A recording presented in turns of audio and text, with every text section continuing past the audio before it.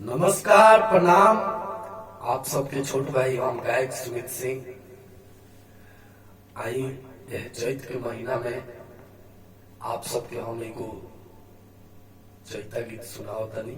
अगर अच्छा लगे तो हमारा सुमित सिंह भोजपुरी चैनल के लाइक, सब्सक्राइब और शेयर जरूर करब।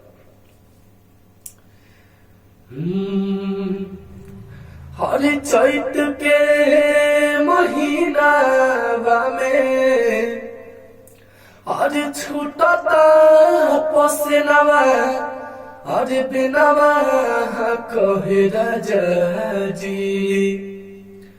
चैत के महीना में हर छूटता पसेनवा बिनवा कहे राजा जी। बेनवा कहे राजा जी। ओ टप टप चुवता पसीनावा बेनवा कहे राजा जी। टप टप चुवता पसीनावा बेनवा कहे राजा जी।